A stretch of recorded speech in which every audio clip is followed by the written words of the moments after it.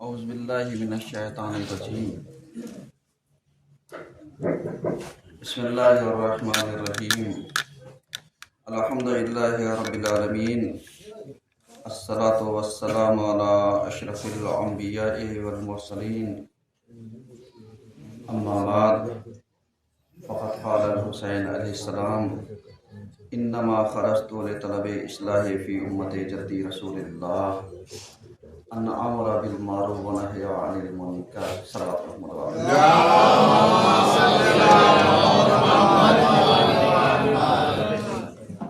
عزیزان گرامی، آج کے پہلے خطبے میں سلسلے مباحث کو آگے بڑھاتے ہوئے ہماری گفتگو اس عنوان پر جاری ہے کہ کربلا حق و باطل کا معیار ہے۔ اس موضوع پر مسلسل گفتگو چل رہی ہے تاکہ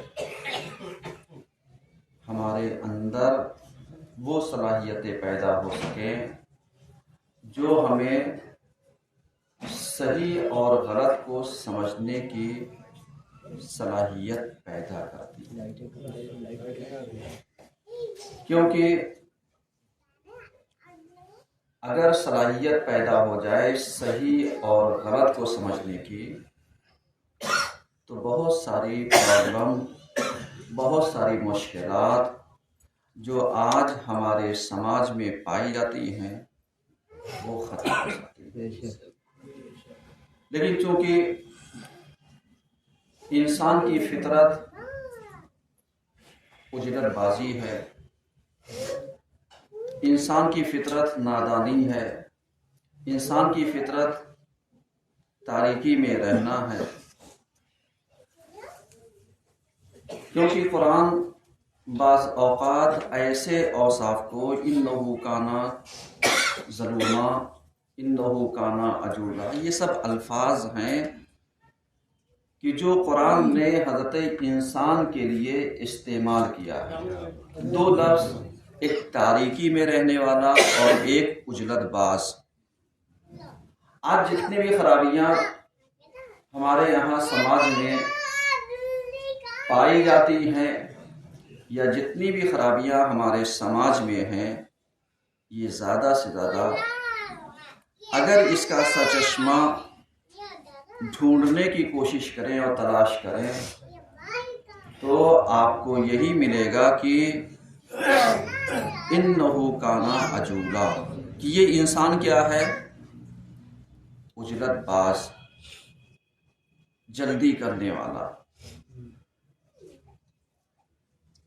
اسلام جس چیز کی دعوت دیتا ہے وہ یہی کہ تم سوچو، بچارو، سمجھو، غور و فکر کرو، تدبر کرو، تفکر کرو، تعقل کرو، تب جا کر کے تم کسی نتیجے تک پہنچو گے۔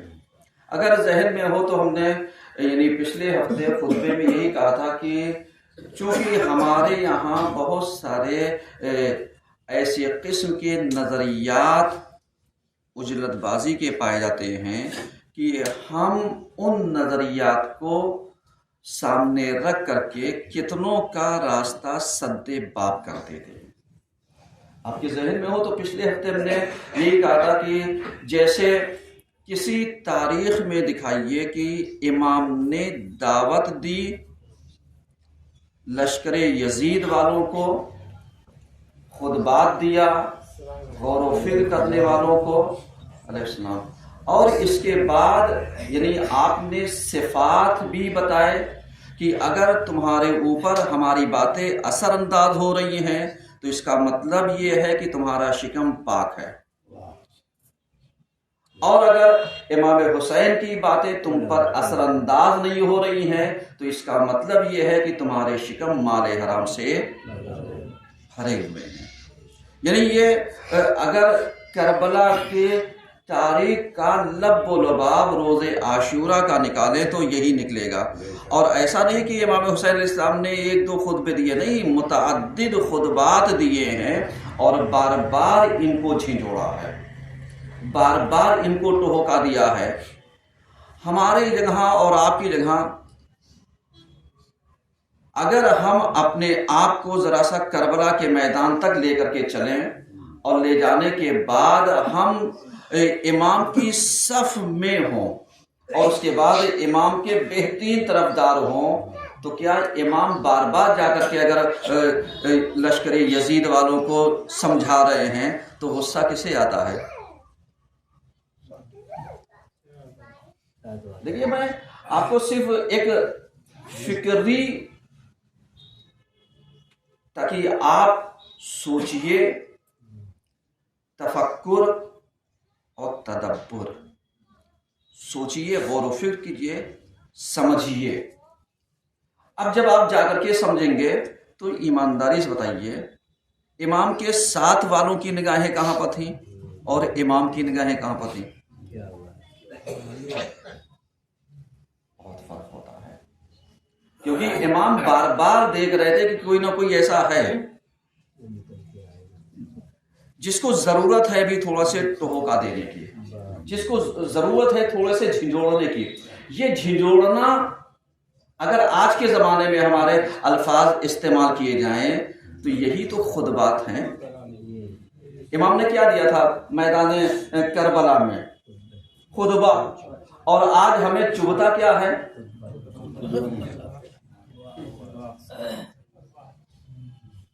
خطبہ۔ اس کا مطلب یہ ہے کہ خطبات میں غلطیاں نہیں ہیں، ہماری فکروں میں غلطیاں ہیں، ہماری سوچ میں غلطیاں ہیں، کیونکہ ایک عالم کا کام ہی ہے دعوت فکر دینا، ایک عالم کا کام ہی ہے امر بالمعروف اور نہی عن المنکر کرنا، کیونکہ کربلا کا بیس جو ہے، جس پر فاؤنڈیشن رکھی گئی ہے کربلا کی، اگر دیکھا جائے فاؤنڈیشن جس پر ہے وہ کیا ہے؟ امام نے یہ کہا اريد ان امر بالمعروف ونهي عن المنکر، یعنی میں چاہتا ہوں امر بالمعروف کروں اور نہیں عن المنکر کروں۔ اب ایمانداری بتائیے کہاں پر لکھا ہے امام کہتے ہیں میں جا رہا ہوں جان دینے کے لیے؟ امام نے اپنا مقصد عیاں کیا۔ یہ تو لاش کا میٹر تھا کہ جب دشمنوں نے کوئی راستہ نہیں چھوڑا تب امام مجبور ہوئے کہ نہیں، اب ہمیں یعنی تم سے لڑنا پڑے گا تاکہ صحیح اور غلط کو جدا کیا جا سکے۔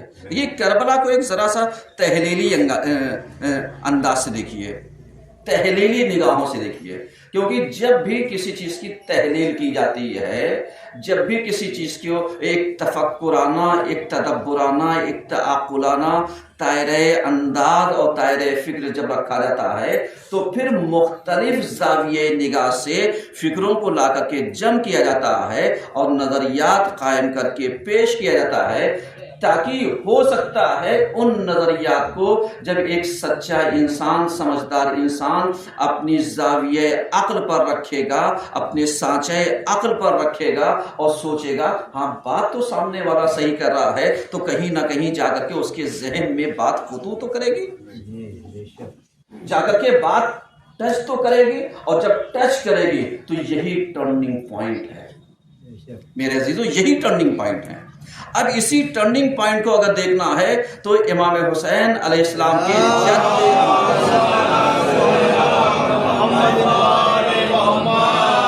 کی جو حدیث ہے وہ یہی کہ لمحہ بھر کی فکر 70 سال کی عبادت سے زیادہ بھاری ہے، افسر ہے۔ اب آپ بتائیے ٹرننگ پوائنٹ ہم نے آپ کو دکھایا کہاں پر آتا ہے؟ ہو سکتا ہے کہ انسان غلط راستے میں پوری زندگی پڑا رہا، لیکن ہو سکتا ہے کوئی ایک پوائنٹ ایسا ہو جہاں سے اس کی زندگی منقلب ہو جائے۔ اور اسی کی جگہ پلٹ کر کے دیکھیے کہ ایک انسان حق پر پوری زندگی پڑا تھا، لیکن ایک پوائنٹ ایسا آیا جہاں پر وہ اپنے کو بدل گیا، یعنی صحیح سے غلط کی طرف چلا گیا۔ ایسا نہیں کہ نہیں ہے، نظریات اٹھائیے، تاریخ اٹھائیے، بھری پڑی ہے، تاریخ اٹھائیے تو بہت ساری چیزیں پڑی ہیں، اور جب تاریخ کے اوراق کی ورق گردانی کریں گے اور صحیح سے آپ سمجھیں گے تب کربلا سمجھ میں آئے گی کہ کربلا واقعی معیار حق اور باطل ہے یا نہیں ہے۔ اب ذرا سا جیسے جہاں سے ہم نے پچھلے ہفتے خطبہ وہ کیا تھا کہ حر को इमाम ने झिंझोड़ा। झिंझोड़ने का मतलब क्या था? मैं एक लफ्ज इस्तेमाल कर रहा हूं। इमाम ने उससे यही कहा था, तेरी माँ तेरे मातम में बैठे, यानी तेरी माँ अदादार हो।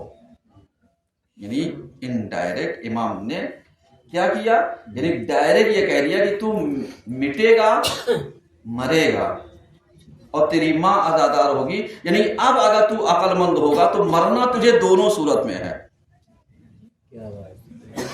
इमाम मासूम का कौल जो होता है ना, वो एक दावत फिक्र देता है, मरना तुझे दोनों सूरत में है। अब जाकर के फैसला कर लेना, सआदत की मौत चाहिए या फना की मौत चाहिए।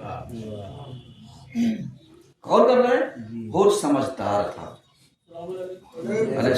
उसे इमाम के की कही हुई बात पर यकीन था, और जब यकीन था तो वो यही सोचते सोचते गौर व फिक्र करते करते लास्ट मोमेंट पर आया और फैसला ये किया, मुझे चलना चाहिए। आज के दौर में इसी बात को अगर हम खुतबे की निगाह से देखें तो यही खुतबा अभी डायरेक्ट आपको क्या हो जाएगा, चिपक जाएगा। और उसके बाद हम तो बहुत अच्छे, इतने सादा लोग मुसलमान हैं कि होर जैसी सलाहियत भी नहीं रखते। ये तो हम डायरेक्ट उठा करके कुरान के ऊपर, दीनी किताबों के ऊपर, शरई किताबों के ऊपर, अल्लाह के बंदों, खुतबा ज़रा सा बुरा लग रहा है। मैं सिर्फ आपको एक दावत देता हूँ कि जाओ नहजुल बलागा उठाओ, इमाम के खुतबा उठा के पढ़ लो और उसमें देख लेना कि खुतबे कितनों के ऊपर चिपकते हैं। खुतबे की बात कर रहा हूँ, मकतूबात की नहीं, खुतबे की बात कह रहा हूँ, ताकि इंसान ये समझता है ना, खुतबे हमारे मन मुताबिक। अगर इमाम ने इंसानों के मन मुताबिक खुतबा दिया होता ना, तो ये दीन जैसे आज यहूद व नसारा का बाजीजे अतफाल बन चुका है ना, ऐसे ही दीन इस्लाम भी लोगों के हाथ का खिलौना बन चुका होता। ये तो कहिए मासूमीन इसके जामिन हैं, कुरान इसकी हिफाजत के लिए पूरा वो है, अल्लाह ने इसका वादा कर रखा है, इन्ना नहनु नज़्ज़लना ज़िक्रा व इन्ना लहू लहाफ़िज़ून। समझ में आ रहा है? इंसानों के लिए नहीं, लेकिन हमें क्या होता है, हम बदलना नहीं चाहते मेरे अज़ीज़ों, हम अपने आप के अंदर झांकना नहीं चाहते। हम अपने आप के अंदर अगर झांकना चाह ले ना,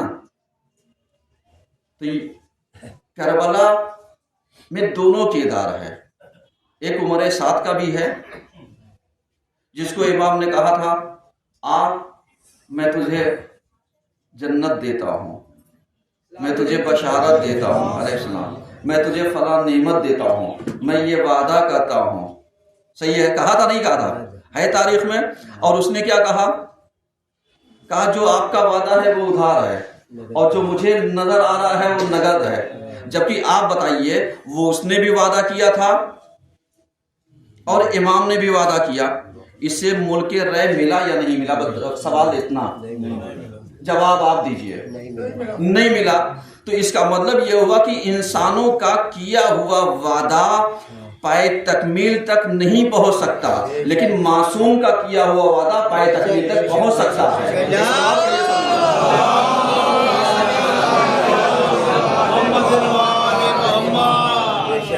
अब आप जरा सा सोचिए और गौर फिक्र कीजिएगा, करबला हमें दावत फिक्र दे रही नहीं, दे रही है। तो हम इंसानों के झूठे वादे वईद में काहे उलझे हुए हैं? जो किताब ने कहा, जो कुरान ने कहा, जो शरीयत ने कहा, जो दीन ने कहा, जो हमारे अइम्मा ने कहा, हम इसको सीने से लगाएं, हम इसको गले से लगाएं, हम सुन्नत को गले से लगा ले, हम सीरत को गले से लगा ले, हम अइम्मा की तारीखों को गले से लगा ले। क्यों जबरदस्ती की खुराफात में है? क्या बात, समझ में आ रहा है? जबकि सबको पलट करके कहां पर जाना है? यही जहां आज हम जमीन के ऊपर बैठे हैं, कल जमीन के अंदर होंगे। बस इतना ही तो फर्क है। नेमतें सब जमीन के ऊपर हैं। तुम ना घर ले जा सकते हो, ना मकान ले जा सकते हो, ना बिल्डिंग ले जा सकते हो, ना कारोबार ले जा सकते हो, ना मालो मनाम ले जा सकते हो, ना औलाद ले जा सकते हो, ना बीवी बच्चे ले जा सकते हो, कुछ नहीं। زمین کے اوپر ہو تو چاہے جتنا بڑا محل تیار کر لو، جب زمین کے اندر جاؤ گے تو وہاں کا محل کیسا ہوگا؟ تو ہمیں فکر کس چیز کی ہونی چاہیے؟ قبر میں پیر لٹکائے ہوئے ہیں اور لڑائی جھگڑے سے باز نہیں آ رہے ہیں۔ اللہ کو یاد کرو، اللہ کے بندو، کم سے کم اللہ کو تھوڑا سا یاد کر لو کہ سب کو پلٹ کر کے جانا ہے۔ کوئی لکھا کر کے نہیں لایا کہ میں 80 سال جیوں گا، میں 90 سال جیوں گا، میں 100 سال جیوں گا، کوئی گارنٹی نہیں ہے کسی کی، سمجھ رہے؟ جب کوئی گارنٹی نہیں ہے تو جتنا موقع ملا ہے اس میں تو کچھ کر کے جاؤ، اس میں تو کچھ ایسا پیغام اور ایسے چیزیں کر کے جاؤ کہ جو زمین کے اوپر باقی رہے، زمین کے اندر تمہیں فائدہ پہنچتا ہے۔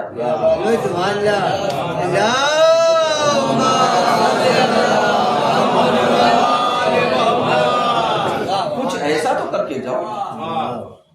اور دیکھیے نوابین نے کتنا اچھا کام کیا، وہ چلے گئے، زمین کے اوپر ان کے محل باقی ہیں، چاہے وہ امام بارگاہ کی صورت میں ہو، چاہے وہ مساجد کی صورت میں ہو یا دیگر چیزوں میں۔ تو جب تک امام بارگاہیں یوز ہو رہی، جب تک مسجدیں یوز ہو رہی، ثواب اندر پہنچ رہا ہے نہیں پہنچ رہا ہے؟ کس نے دیا؟ کربلا نے۔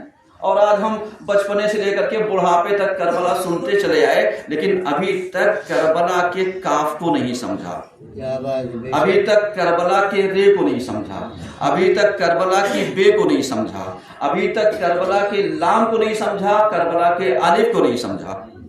اور اس کے بعد دعویٰ یہ ہے ہم تو پورے متقی ہیں، پرہیزگار ہیں، ایماندار ہیں، فلاں ہیں۔ یہ تو قبر میں جانے کے بعد پتہ چلے گا کون کتنا بڑا والا ہے۔ ایک سال بات تو پڑھیے کم سے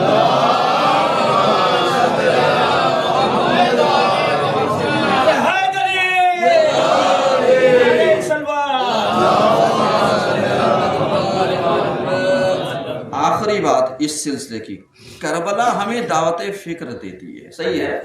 حق اور باطل کا معیار۔ آخری لمحے میں حر نے کیا کیا تھا؟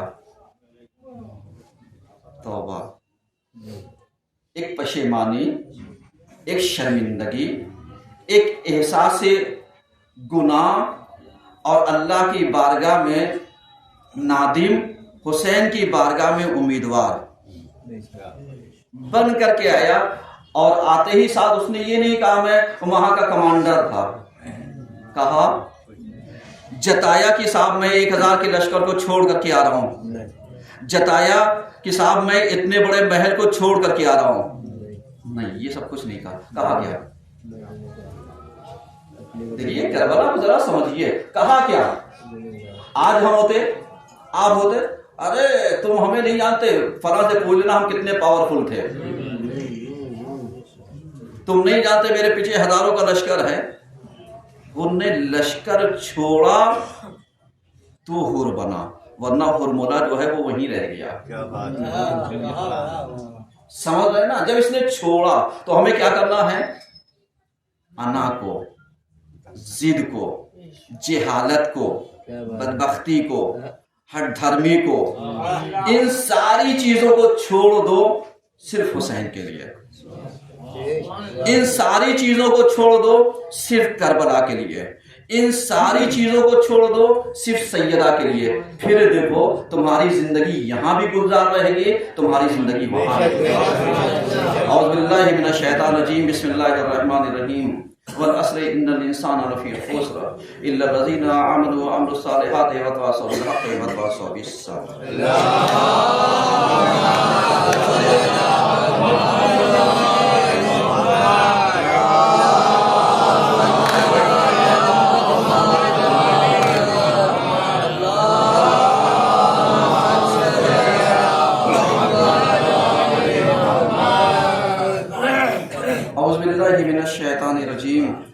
بسم اللہ الرحمن الرحیم، الحمدللہ رب العالمین، الصلاة والسلام علی اشرف الانبیاء والمرسلین، اما بعد فقد قال رسول اللہ صلی اللہ علیہ وآلہ وسلم ان الحسین مصباح الہدی وسفینۃ النجاۃ۔ صلی اللہ علیہ وسلم۔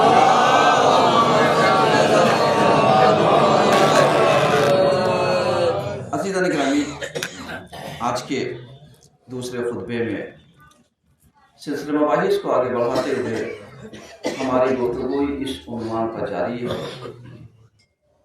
کہ کربلا کی تحریک میں خواتین کا کردار۔ میرے عزیزوں، ہم نے بار بار اس بات کو عرض کیا کہ خاتون کو بھی آپ کمتر نہ سمجھیے۔ ایک عورت ہو، ایک لڑکی ہو، ایک زوجہ ہو، ایک بہن ہو، ایک ماں ہو، ایک پھوپھی یا خالہ ہو، یا ایک مامی یا چاچی ہو، یا آخری جتنے بھی رشتے ہیں، ان میں آئیے ذرا سا اسی کربلا کو جہاں پر خواتین کا کردار ہے وہاں پر ان کو ان کی جائیگاہ پہ رکھیے، ان کی جگہ پر ان کو رکھیے، اور اس کے بعد دیکھیے کہ امام نے 28 رجب سن 7 ہجری کو جو ایک کاروان تیار کیا تھا، اس میں تمام کے تمام رشتے جتنے بھی ہیں دنیاوی اعتبار سے پورے موجود ہیں۔ غور کیجئے گا، پورے رشتے موجود ہیں۔ اب جب رشتے موجود ہیں تو امام نے یہ جو کاروان تیار کیا، اب اس کاروان کو امام کے ہمراہی میں جو یہ چلا ہے، تو آ کر کے صرف اتنا بتاؤ کہ کسی رشتے نے امام سے بغاوت کی ہو۔ یہ سارے رشتے میں آپ کو گنا رہا ہوں، بغاوت کی ہو، کسی نے لب شکوہ کھولا ہو، کسی نے جتایا ہو، کسی نے امام کو احساس دلا کر کے احسان لادا ہو، نہیں، لیکن چلتے وقت کا ایک رشتہ ہے کہ جو ہم سب کو دعوت فکر دیتا ہے۔ مطلب دیکھیے، جیسے پچھلے ہفتے ہم نے عرض کیا تھا، میں خطبے کو ملاتا ہوں تاکہ سرا آپ تک پہنچے، کہ معلوم لیا کہ جیسے ایک ماں اگر آ کر کے ایک میرج لائف میں اپنے بیٹی یا بہو یا بیٹی یا داماد کی زندگی میں ایک انٹرفیئر کرتی ہے یا تعارض کرتی ہے، ٹکراؤ، اسلام کیا کہتا ہے؟ آپ کو یاد ہوگا پچھلے ہفتے میں کہا تھا کہ ایسے موقع پر، کیونکہ نان نفقہ جو شوہر ہے اس کے ذمے زوجہ کا واجب ہے، ٹھیک ہے؟ اب یہاں پر اگر ماں ٹکراتی ہے کہ صاحب اس کو تم یہ کر دو، اس کو یہ کر دو، یہ کر دو، نہیں، زوجہ کا مقام اپنی جگہ پر ہے، ماں کا مقام اپنی جگہ پر ہے، ٹکراؤ نہیں ہے، نہ ہونا چاہیے۔ اب سلوشن کیا ملتا ہے؟ سلوشن جناب زینب سلام اللہ علیہ کی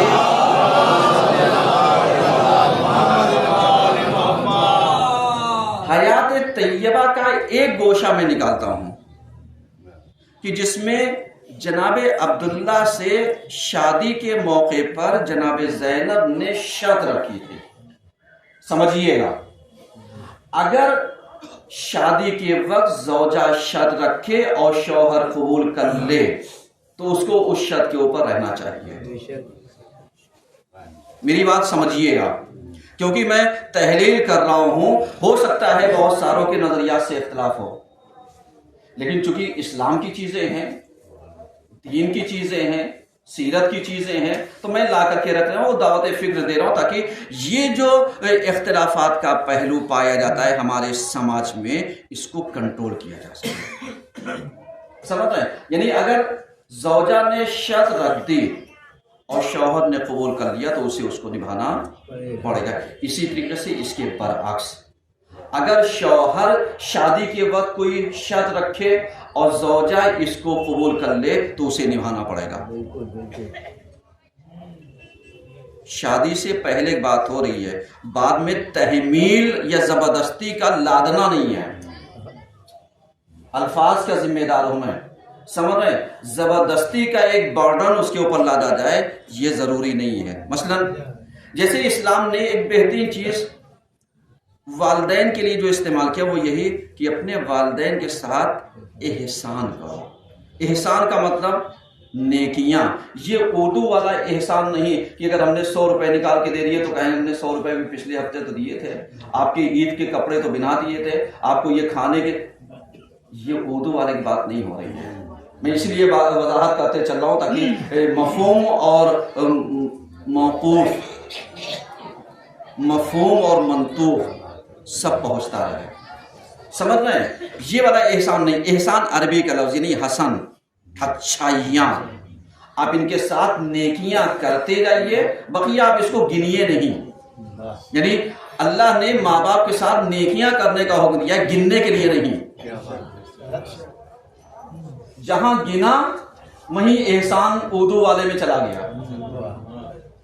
اور اگر نہیں گنا تو عربی والے احسان میں باقی رہ گیا، یعنی نیکیاں. تو ان کے ساتھ کیا کہا گیا؟ احسان کرو. اب اسی چیز کو پلٹ کر کے آئیے، اگر زوجہ ماں باپ کی تمہارے خدمت کر رہی ہے تو یہ کس زمرے میں ہے؟ اس کی ذمہ داری کے زمرے میں یا احسان کے زمرے میں؟ یہ احسان کے زمرے میں. یعنی اگر آپ اٹھائیے دینی چیزوں کو تو ایک شوہر اپنی زوجہ کو اپنے ماں باپ کی خدمت کے لیے مجبور نہیں کر سکتا. میری بات سمجھیے گا، مجبور نہیں کر سکتا. اب جب مجبور نہیں کر سکتا تو شوہر کو کیا چاہیے کہ اگر وہ کر رہی ہے تو کم سے کم ایک تھینکس تو بنتا ہے نا، ایک شکریہ تو بنتا ہے نا. عورت کو کیا چاہیے؟ عورت کو پیسہ نہیں چاہیے، عورت کو کچھ نہیں چاہیے. عورت کو جو چاہیے، جس چیز کی وہ امیدوار ہوتی ہے، وہ شوہر کی محبت کی طلبگار ہوتی ہے. بس یہی محبت ملتی رہے گی، وہ ساری خدمتیں کرتی رہے گی. ایک سلوات تو پڑھیے.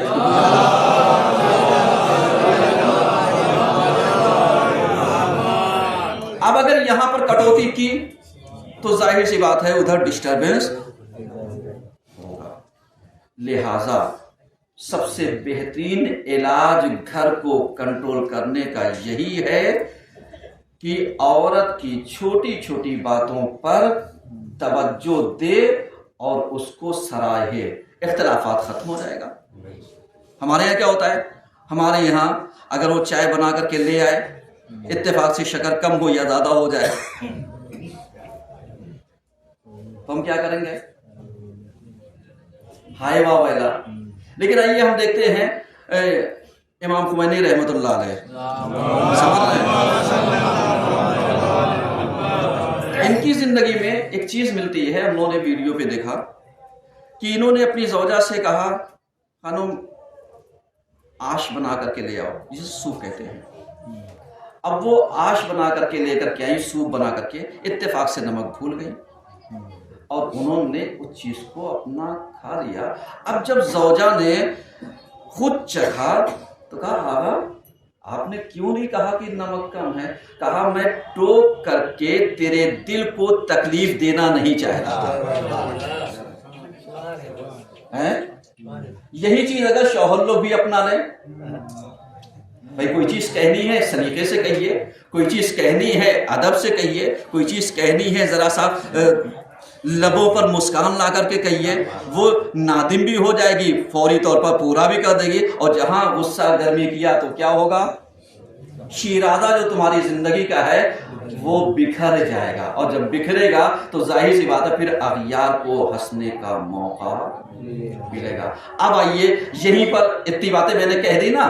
اب ذرا سا جناب زینب نے کیا کیا تھا؟ شرط رکھی تھی کہ دیکھو ہم تمہارے ساتھ ہیں، لیکن اگر میرا بھائی کہیں پر سفر کے لیے گیا تو پھر میں اپنے بھائی کے ساتھ جاؤں گی۔ یہ شرط جناب زینب نے اپنی شادی کے موقع پر جناب عبداللہ سے رکھا، اور جب امام نے سفر کا آغاز کیا تو جناب عبداللہ کو جناب زینب نے یاد دلایا، اور جناب زینب کی بات جناب عبداللہ نے کہا نہیں جائیے آپ۔ اس کا مطلب کیا ہوا؟ شوہر تھے کیا مجبور کیا؟ نہیں، شرط جو کی تھی اس پر وہ عمل کیا۔ اب اسی ایک شرط کو میں بدلتا ہوں تاکہ وقت کم ہے، باتیں اور بھی کرنی ہے۔ اب اگر شوہر شادی سے پہلے لڑکی سے یہ کہے صاحب ہم تمہیں شادی کے بعد پڑھائیں گے، ایک صلوات تو پڑھیے کم سے کم۔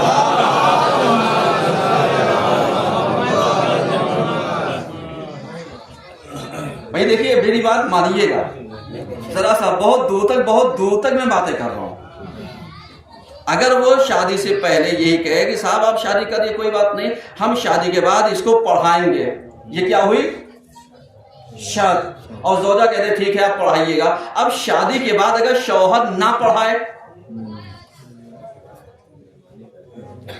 پھر کیا ہوگا؟ یہ گنہگار ہے، کیونکہ اس نے اپنی کی ہوئی شرط، اپنا کیا ہوا وعدہ پورا نہیں کیا۔ بس اسی بات کو اگر زوجہ کل قیامت کے دن لے کر کے اللہ کی بارگاہ میں کہے کہ میں ٹھیک ہوں، میں ان سے راضی ہوں، لیکن بس ایک چیز کا خداوندہ فیصلہ کر دینا کہ میری پڑھائی انہوں نے چھوڑوائی، میری تعلیم انہوں نے چھوڑوائی، اور وعدہ کیا تھا پڑھوائیں گے، اب ان سے پوچھئے کیوں نہیں پڑھایا؟ اب یہ کہہ سکتے ہیں میری ماں راضی نہیں تھی، میرا باپ راضی نہیں تھا، ذمہ دار تم ہو یا تیری ماں یا تیرا باپ ہے۔ ایک صلوات اور پڑھیے صاحب۔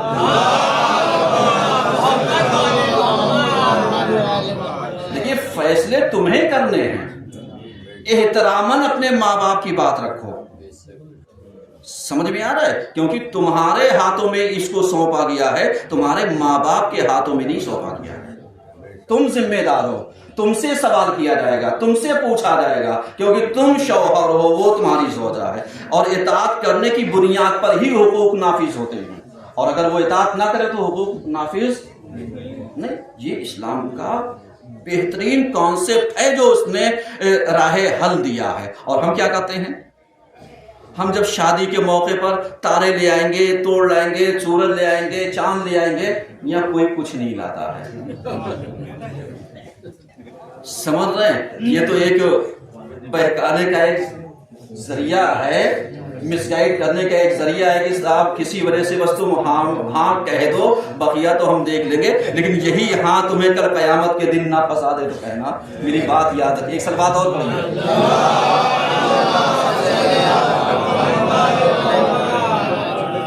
اب جناب زینب نے اپنی شرط پوری کی، اور جناب عبداللہ نے کہا آپ جائیے۔ جناب عبداللہ نے کہیں منع کیا ہو، بی بی آپ جا تو رہی ہیں لیکن کوشش کیجئے گا کہ ہمیں بھلائیے گا نہیں، جیسے ہم لوگ کہتے ہیں نا فون کرتے رہیے گا، میسج کرتے رہیے گا۔ کہیں پر کچھ ملا بولا کہے؟ کیونکہ اب امام معصوم کے انڈر میں ہے۔ امام معصوم وہ ہوتا ہے کہ جس کے قبضے میں، جس کے حکم کے انڈر، یعنی ہماری جان، مال، نفس سب اس کا، وہ جو کہہ دے گا ہمیں کرنا ہے۔ یعنی نفسوں پر حاکم کا مطلب یہی ہے کہ جان میری، اختیار میرا نہیں ہے، روح میری، اختیار میرا نہیں۔ اختیار کس کا ہے؟ امام معصوم۔ وہ کہتے ہیں فدا کر دو، فدا کرنا ہے ہمیں۔ وہ کہتے ہیں اپنے آپ کو جاؤ جانثار کر دو، ہمیں جانثار کرنا ہے۔ جناب زینب امام کے اندر میں آئی تھی، لہذا یہاں پر شوہر کی اطاعت اب سمجھیے گا ان چیزوں کو۔ اب لب و لباب میں ذرا سا سمیٹتا ہوں اور گفتگو کو کہ کربلا کی تحریک میں خواتین کا کردار، خواتین کو کتنی کربلا پڑھائی ہے آپ نے؟ مجلسوں سے کربلا نہیں سیکھی جاتی، مجلسیں تو ایک ذریعہ ہے کہ نہ ہو پائے تو کم سے کم اتنا ہونا چاہیے. بھائی ایک چیز ہمارے اختیار میں نہیں، ہم مجلس نہیں کر سکتے، لیکن مجلس میں شریک تو ہو سکتے ہیں. ہم مجلس برپا تو نہیں کر سکتے ہیں، لیکن ہم جو برپا کر رہا ہے اس کے ساتھ تو ہو سکتے ہیں. ابھی ایک بات بہت اچھی کسی نے کہی، ان لوگوں کے لیے ایک میسج ہے جو بیان کر رہا ہوں. ان کا مولانا نصرت بخاری صاحب کا ایک بہترین جملہ ہے، میں نام بھی لے رہا ہوں، جنہوں نے ان لوگوں کو کہ جو ممبر پر آنے کے بعد غیر ذمہ دارانہ حرکت کرتے ہیں، ان کے لیے کہا کبھی بھی مخالفت کرنے میں، نظریاتی مخالفت کرتے کرتے نظام یا سسٹم کی مخالفت نہ کرنا. کہا کیوں؟ کہا تم نظام اور سسٹم کو تم نہیں بنا سکتے.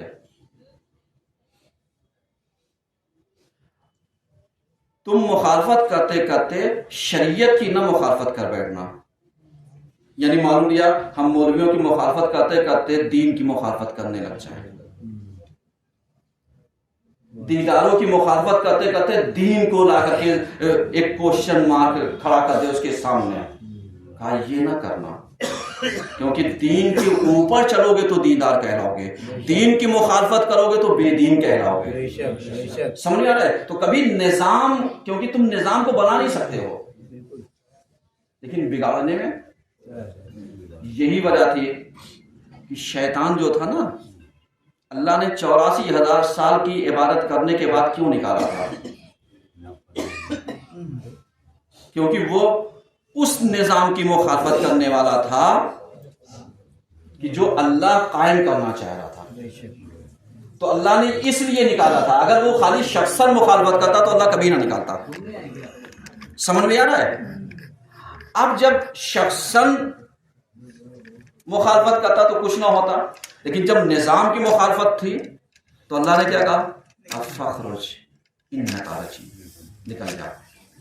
اس کا مطلب کیا ہوا؟ یعنی برداشت وہاں تک کسی کو کیا جا سکتا ہے جہاں نظام کی مخالفت نہ ہو، جہاں دین زیر سوال نہ جائے، اور جہاں یہ چیزیں زیر سوال آئیں تو نکال دو. آج جمہوریہ اسلامی کی مخالفت کرتے کرتے آج ان سے پوچھئے جو بیٹھ کر کے، ابھی آپ ایران اور قطر کا فٹ بال میچ ہوا ہے، صحیح ہے نا؟ قطر جیت گیا گول سے، میں صرف اس لیے وہ کہہ رہا ہوں. اور ایران کے نام کا ایک channel Iran international T V, جس کو یہ دشمن چلاتا ہے، وہ کہتے ہیں کہ اچھا ہوا یہ ہار گیا، یہ کوئی ایران تھوڑی ہارا ہے، یہ جمہوریہ اسلامی ہارا ہے. یہ میں اس لیے بیان کر رہا ہوں کہ آپ سے نظریہ دیکھیے، نظریہ دیکھیے. وہ یہ بھول گئے کہ مخالفت کس کی کر رہے ہو، وہ یہ بھول گئے کہ ہم مخالفت کس کی کر رہے ہیں. ایسی ممبر پر آنے والے اخباری مخالفت کرتے کرتے جب مرجع کو یہ لاتے ہیں نا، تو یہ مرجع کی مخالفت نہیں کرتے، یہ انڈائریکٹ امام کی مخالفت کرتے ہیں. کہ کیونکہ امام نے ہی یہی کہا تھا نا کہ میرا حکم ان کا اللہ کا حکم ہوگا، اللہ کا حکم جو ہے فلاں کا، اور اس کے بعد جو ہم بیان کریں گے اور جو ہمارے باتوں کو پھیلائے گا وہ علماء ہوں گے، اور جو باتیں پھیلائے گا وہ ہماری طرف سے نائب ہوگا. یہی سب وہ ہے نا، پوری حدیث ہے، من سائن للنفس حافظ للدین مطیع للمولا مخالف للہوا فللعوام ان یقلدوہ، کہ مطلب بہت ساری شرطیں ہیں اور یہ شرطیں امام نے بیان کی. اب اس کے بعد اگر ہم مخالفت کرتے کرتے مرجع کی، امام کی مخالفت کرنے لگ جائیں تو اس کا مطلب اب تمہارا دین دین نہیں ہے. سمجھ میں آیا نا؟ نظام کسے کہتے ہیں؟ اسے کہتے ہیں. اب یہی وجہ ہے کہ اب کوئی آ کر کے اگر خواتین کے کردار کو کسی ایرے غیرے کے کردار سے ملانا چاہے اور یہ کہے فلاں خاتون کو دیکھو وہ ماڈل، تم لا کر کے اسلامک ماڈل کو پیش کرو، تم لا کر کے اسلامی باتوں کو پیش کر دو، تم لا کر کے اسلامی تہذیب کو پیش کرو. اگر وہ بے غیرتی کے پردے کو اگر لا کر کے پیش کرتی ہے تو تم اسلامک پردے کو لا کر کے پیش کرو کہ دیکھو یہ بیوٹیفل ہے، یہ بیوٹیفل ہے. یہ خوبصورت ہے یا یہ خوبصورت ہے، لا کر کے دونوں کو کمپیئر کرنا ہے تو لا کر کے کرو ذرا سا دیکھو. لیکن اگر ایک جگہ سے ایک فیلڈ خالی ہو جائے، خالی ون سائیڈڈ نظر آئے، تو کبھی سکہ ایک روپے کے سکے کو نہیں دیکھا جاتا، دونوں رخ کے سکوں کو دیکھا جاتا ہے. تو اب اگر حسینیت کو سمجھنا ہوگا تو یزیدیت جب تک نہیں سمجھو گے حسینیت سمجھ میں نہیں آئے گی، اور جب تک حسینیت نہیں سمجھو گے تب تک یزیدیت کا یہ منحوس چہرہ تمہاری نظروں کے سامنے کلیئر نہیں ہو سکتا ہے. اور یہ کلیئر کب ہوگا؟ جب پہچانو گے کہ امام نے جو کہا تھا مجھ جیسا، خود جیسے کی، مجھ جیسا، تجھ جیسے کی. یعنی اس کا مطلب مروان کو بھی پہچانوا دیا، ابن زیاد کو بھی وہ کر دیا، لا کر کے شام میں بیٹھے ہوئے اس کو بھی پہچانوا دیا کہ دیکھ اپنی ٹیم کو دیکھ، اور ہمیں آ کر کے ملا تو جا کر کے اپنی ٹیم کو دیکھ لے. اس کے بعد جا کر کے دیکھ امام نے کہا مجھ جیسا، یہ نہیں کہا حسین، کہا جو میرے جیسا ہوگا، وہ تیرے نہیں تیرے جیسے کی. یعنی اس کا مطلب اگر امام صرف اس کو مخاطب کرتے تو وہ سن 61 ہجری سے لے کر کے چند سال تک رہتا، بقیہ ختم ہو جاتا. لیکن امام نے یعنی پرسن کو نہیں، پرسنالٹی کو، شخص کو نہیں، شخصیت کو جب پہچانوایا ہے تب سمجھ میں آ گیا کہ تا قیامت تم شخصیت کو پہچانے رہنا، کہ جو صحیح ہے اس کو پکڑے رہنا، جو غلط ہے اس پہ لعنت اور ملامت کرتے رہنا، کیونکہ یہی تمہاری سچائی کا راستہ ہے اور یہی تمہاری پہچان ہے. اور یہی پر اگر عمل کرتے رہو گے تو پیغمبر کی حدیث کو ملا لینا. آخری بات کہہ رہا ہوں کہ جس پہ یہی کہا تھا کہ انی تارک فیکم الثقلین کتاب اللہ و عترتی. صحیح ہے نا کہ میں تمہارے درمیان دو گراں چیزیں، ایک کتاب خدا، ایک اہل بیت اور عطرت. اب اہل بیت اور عطرت کو پہچان لو گے تو کتاب خدا سے جدا نہیں ہوگے، کتاب خدا کو پہچان لو گے تو اہل بیت اور عطرت سے جدا نہیں ہوگے. اعوذ باللہ من الشیطان الرجیم، بسم اللہ الرحمن الرحیم. ان اللہ وملائکتہ یصلون علی النبی یا ایھا الذین آمنوا صلوا علیہ وسلموا تسلیما.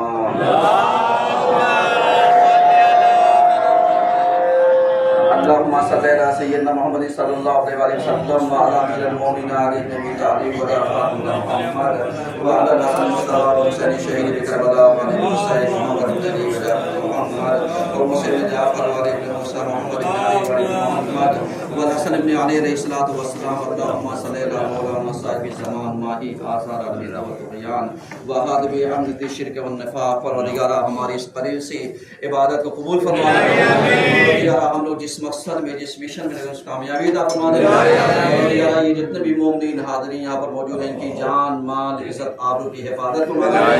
مولا ہم سب کو اپنے امام کے آوان اور انصار میں شمار فرما دے.